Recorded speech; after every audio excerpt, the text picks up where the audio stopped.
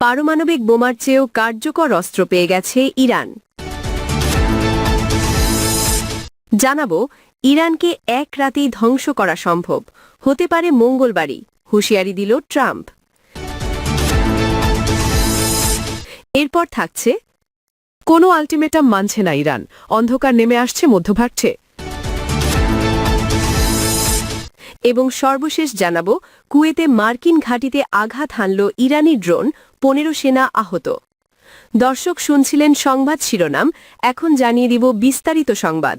তবে তার আগে অনুরোধ থাকবে, এই ভিডিওটিতে একটি লাইক দিন এবং কমেন্ট করে জানিয়ে দিন আপনি কোথা থেকে বা কোন জেলা থেকে আমাদের সংবাদ শুনছেন এবং দেখছেন।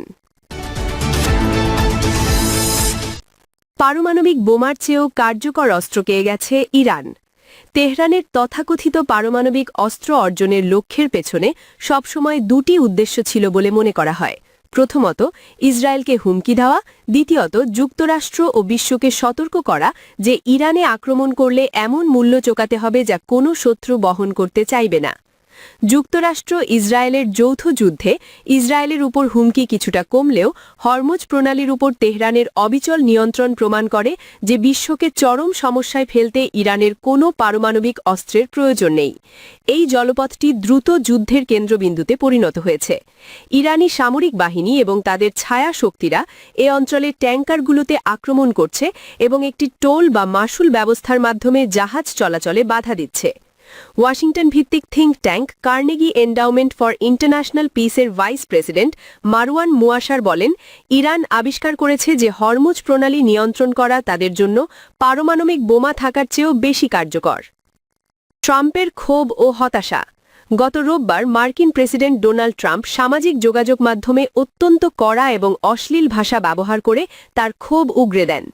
বিশ্বের মোট তেলের 1/5 যে পথ দিয়ে যায়, সেই জলপথটিকে ফের খোলার জন্য সামরিক প্রচেষ্টার ব্যর্থতায় ইরানকে উদ্দেশ্য করে তিনি বলেন, প্রণালী খুলে দাও, নয়তো তোমরা নরকে বাস করবে, শুধু দেখে যাও।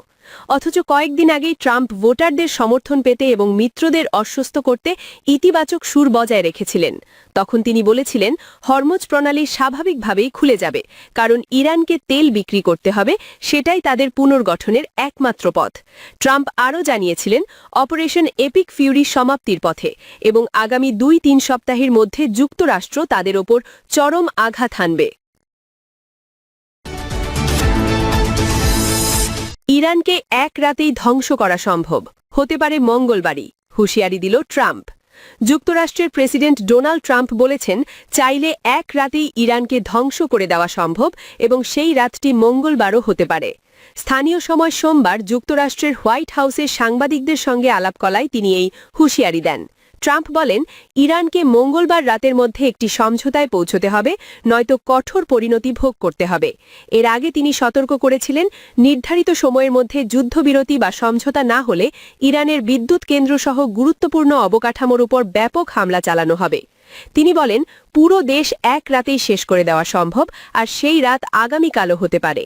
তার এই মন্তব্যে অঞ্চলে উত্তেজনা আরও বেড়েছে।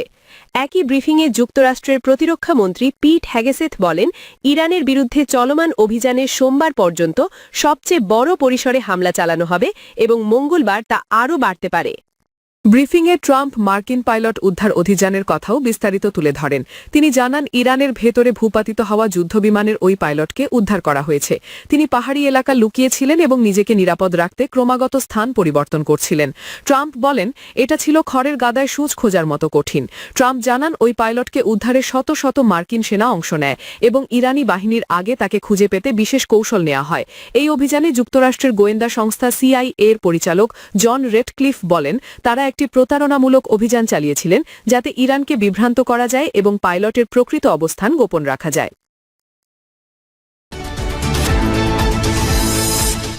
কোনো আলটিমেটাম মানছে না ইরান, অন্ধকার নেমে আসছে মধ্যপ্রাচ্যে। চলমান যুদ্ধ অনেকটা হঠাৎ করেই পথ পরিবর্তন করছে। যুক্তরাষ্ট্রের দুটি শক্তিশালী যুদ্ধবিমান ভূপাতিত করার পর বিশ্ব দরবারে ইরানকে নিয়ে নতুন আলোচনা শুরু হয়েছে। এদিকে ইরান আগেই ঘোষণা করেছিল যুক্তরাষ্ট্র ইসরায়েল যদি তাদের বিদ্যুৎ কেন্দ্রে হামলা চালায় তাহলে আধ ঘণ্টার মধ্যে গোটা মধ্যপ্রাচ্যে অন্ধকার নেমে আসবে। এখনও ট্রাম্প কিংবা নেতানিয়াহু এই হুঙ্কারের পর ইরানের বিদ্যুৎ কেন্দ্রে আঘাত হানেনি। তবে ট্রাম্পের যে 48 ঘণ্টার আলটিমেটাম দিয়েছে সেটা শেষ হলেই বড় ধরনের হামলার মুখে পড়তে পারে ইরানের বিদ্যুৎ কেন্দ্রগুলো। আর সেটা আগাম অনুভব করেই ইরান মধ্যপ্রাচ্যের দেশগুলোতে হামলা জোরদার করেছে। বিশ্লেষকরা বলছেন ইরান কথা রেখেছে। এভাবে আক্রমণ চালাতে থাকলে মধ্যপ্রাচ্যের অনেক দেশেই অন্ধকার নেমে আসবে। এদিকে মার্কিন প্রেসিডেন্টের সাম্প্রতিক হুঁশিয়ারির পরেও ইরান তাদের যুক্তরাষ্ট্র প্রতিরোধ যুদ্ধ চালিয়ে যাচ্ছে। ট্রাম্পের বেঁধে দেওয়া সময়কে তোয়াক্কা না করেই ইরান এবার আবুধাবির দিকে ক্ষেপণাস্ত্র ছুড়েছে। সেই সাথে ইয়েমেনের হুতি গোষ্ঠী ইসরায়েলের একটি বিমানবন্দরে হামলা চালায়। সংযুক্ত আরব আমিরাতে ইরানের ক্ষেপণাস্ত্র হামলার পর আবুধাবির বরুজ পেট্রোকেমিক্যাল কারখানায় কিছু অংশে আগুন লেগেছে। কর্তৃপক্ষ আগুন নিয়ন্ত্রণে কাজ করছে এবং কোনো হতাহতের খবর নেই। আকাশ প্রতিরক্ষা ব্যবস্থা হামলা প্রতিহত করলেও ক্ষেপণাস্ত্রের ধ্বংসাবশেষে আগুন লাগার কারণ বলে মনে করা হচ্ছে। কারখানাটি সাময়িকভাবে বন্ধ রাখা হয়েছে। কর্তৃপক্ষ ক্ষয়ক্ষতি এবং পরিস্থিতি মূল্যায়ন করছেন। সাধারণ জনগণকে শুধুমাত্র সরকারি সূত্র থেকে তথ্য নেওয়ার জন্য সতর্ক করা হয়েছে।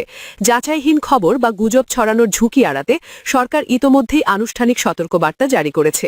আরব আমিরাতের জরুরি ব্যবস্থাপনা কর্তৃপক্ষ জানিয়েছে স্থানীয় সময় ভোর 6:44 ইরান থেকে আসা ক্ষেপণাস্ত্র হুমকি শনাক্ত ও সফলভাবে প্রতিহত করা হয়েছে। বাসিন্দাদের নিরাপদে থাকার নির্দেশ দেওয়া হয়েছে এবং সর্বশেষ তথ্য সংগ্রহের জন্য সরকারি চ্যানেলগুলো অনুসরণ করার পরামর্শ দেওয়া হয়েছে। অন্যদিকে ইসরায়েলের বেনগুরিয়ন আন্তর্জাতিক বিমানবন্দরে হামলার ঘটনা ঘটেছে। ইয়েমেনের হুতি গোষ্ঠী ক্লাস্টার ক্ষেপণাস্ত্র ও ড্রোন হামলার দায় স্বীকার করেছে। দ্রুত উদ্ধার কাজ চালানো হয়েছে। সব কর্মীকে নিরাপদ স্থানে সরিয়ে নিয়ে পরিস্থিতি নিয়ন্ত্রণে আনা হয়। তবে বিমানবন্দরের কার্যক্রম প্রায় স্থগিত রয়েছে। হুতিদের সামরিক মুখপাত্র ইয়ামি সারি হামলার দায় স্বীকার করেছেন। স্থানীয় সংবাদ মাধ্যমের প্রতিবেদনে বলা হয়েছে বেনগুরিয়ন বিমানবন্দরে সন্দেহজনক একটি প্যাকেজ থেকে ধোঁয়া বের হতে দেখা যায়। অগ্নি নির্বাপক ও উদ্ধারকারী দল দ্রুত পৌঁছে পরিস্থিতি নিয়ন্ত্রণে আনে। ফলে বড় ধরনের দুর্ঘটনা এড়ানো সম্ভব হয়। প্যাকেজটি থেকে সম্ভাব্য ক্ষতিকর রাসায়নিক পদার্থ ছড়িয়ে পড়ার আশঙ্কা দেখা দেয়। এ কারণে বিমানবন্দরের সব কর্মীকে নিরাপদ স্থানে সরিয়ে নেওয়া হয়েছে। বর্তমানে প্যাকেজটি পরীক্ষা এবং পদার্থগুলো সরানোর জন্য পর্যবেক্ষণ কার্যক্রম চলছে। আশেপাশের এলাকা সতর্কতামূলকভাবে বন্ধ রাখা হয়েছে। মধ্যপ্রাচ্যের উত্তেজনা এখনও স্থিতিশীল নয়। ইয়েমেন থেকে শুরু হওয়া হামলা এবং ইরানের ক্ষেপণাস্ত্র হুমকি আবুধাবি পর্যন্ত ছড়িয়ে পড়েছে। নিরাপত্তা ব্যবস্থা জোরদার করা হয়েছে। কর্তৃপক্ষ সাধারণ মানুষকে সতর্ক থাকার এবং সরকারি চ্যানেল থেকে খবর নেওয়ার পরামর্শ দিয়েছে। পরিস্থিতি দ্রুত নিয়ন্ত্রণে আনার চেষ্টা অব্যাহত রয়েছে। নিরাপত্তা ব্যবস্থা জোরদার করা হয়েছে। কর্তৃপক্ষ সাধারণ মানুষকে সতর্ক থাকার এবং সরকারি চ্যানেল থেকে খবর নেওয়ার পরামর্শ দিয়েছে। পরিস্থিতি দ্রুত নিয়ন্ত্রণে আনার চেষ্টা অব্যাহত রয়েছে। দর্শক, এই ছিল আমাদের হাতে পাওয়া সর্বশেষ সংবাদ। পরবর্তী সংবাদ দেখার আমন্ত্রণ জানিয়ে এখানেই বিদায় নিচ্ছি। সবাই ভালো থাকবেন, সুস্থ থাকবেন। আল্লাহ হাফেজ।